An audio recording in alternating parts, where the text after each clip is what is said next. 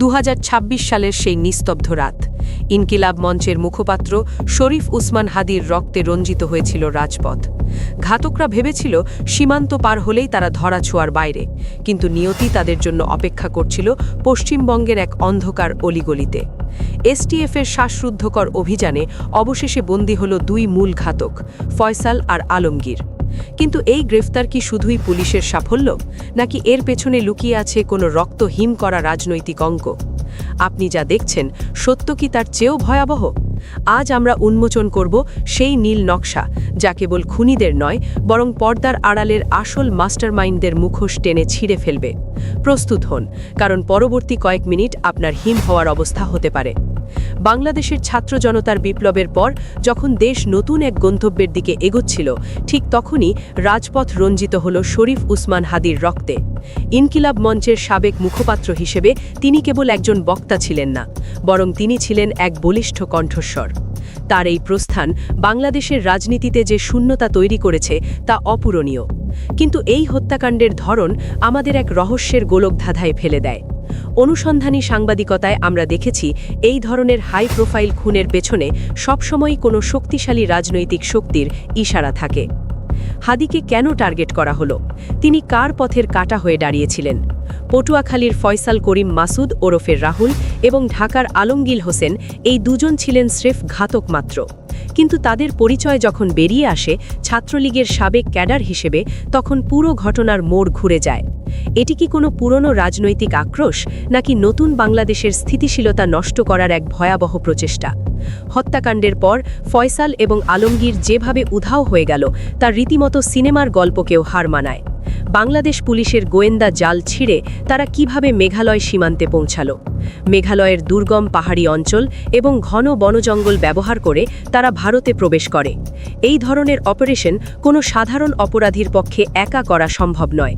এখানে কাজ করেছে একটি সুশৃঙ্খল নেটওয়ার্ক। ভারতের পশ্চিমবঙ্গ পুলিশের স্পেশাল টাস্ক ফোর্সের প্রেস বিজ্ঞপ্তিতে জানানো হয়েছে, এই খুনিরা অবৈধভাবে অনুপ্রবেশ করে ভারতের বিভিন্ন প্রদেশে আত্মগোপন করেছিল। তারা বারবার তাদের অবস্থান পরিবর্তন করেছে, পরিচয় গোপন রেখেছে এবং হয়তো কোনো স্থানীয় শক্তির আশ্রয়ও পেয়েছে। প্রশ্ন জাগে, এই দীর্ঘ সময় ধরে তাদের আর্থিক এবং লজিস্টিক সাপোর্ট দিল কে? এই রহস্যের জট খুললে হয়তো অনেক রাঘব বোয়ালের নাম সামনে চলে আসবে, যা শুনলে অনেকেরই হিম হওয়ার অবস্থা হতে পারে।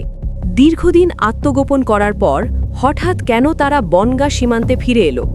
ভারতীয় গোয়েন্দাদের দাবি, তারা পুনরায় বাংলাদেশে প্রবেশের ছক কষছিল। সম্ভবত তারা মনে করেছিল যে ওপারে পরিস্থিতি তাদের অনুকূলে, অথবা তাদের কোনো নতুন অ্যাসাইনমেন্ট দিয়ে পাঠানো হচ্ছিল।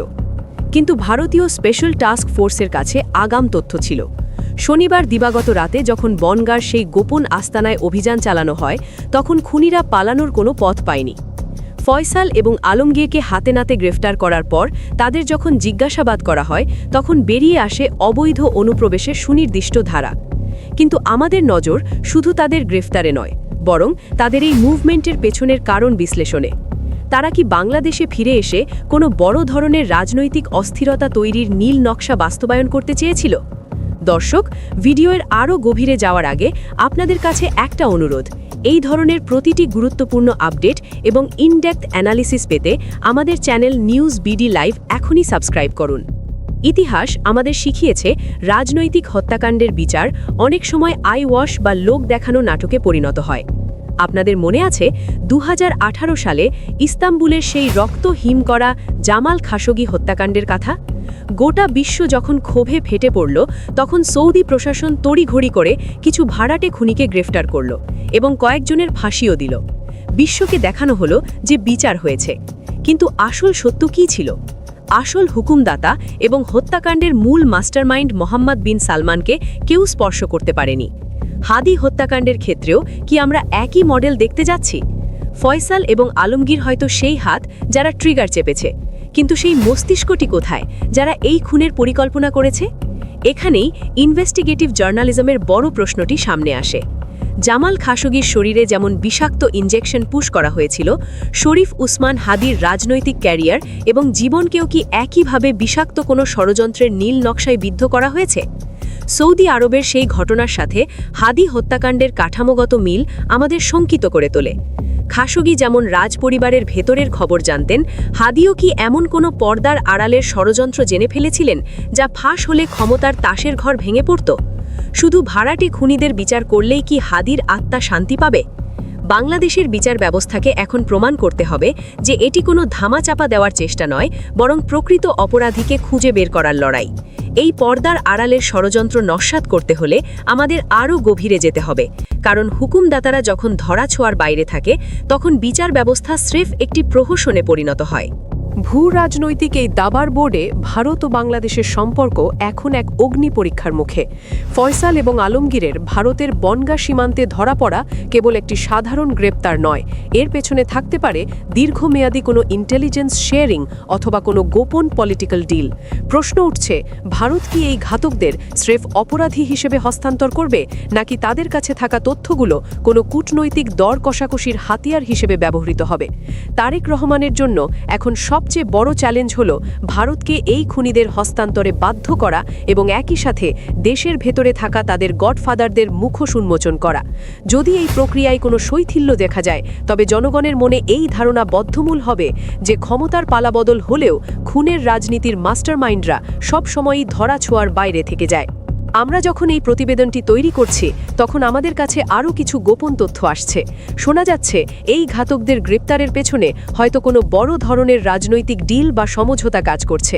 যদি সত্যি এমন হয় যে মূল হোতাদের বাঁচানোর জন্য এই গ্রেপ্তারকে একটি শিল্ড হিসেবে ব্যবহার করা হচ্ছে, তবে তা হবে অত্যন্ত দুর্ভাগ্যজনক। হাদির রক্ত যেন বৃথা না যায় সেদিকে আমাদের সজাগ দৃষ্টি রাখতে হবে। শরীফ উসমান হাদি কেবল একজন ব্যক্তি ছিলেন না, তিনি ছিলেন হাজারো তরুণের প্রতিচ্ছবি। ফয়সাল করিম মাসুদ এবং আলমগীরের এই পরিণতি দেশের অন্য সব অপরাধীদের জন্য একটি কড়া সতর্কবার্তা হওয়া উচিত। সীমান্ত পার হলেই যে পাপ থেকে মুক্তি পাওয়া যায় না, তা আজ প্রমাণিত।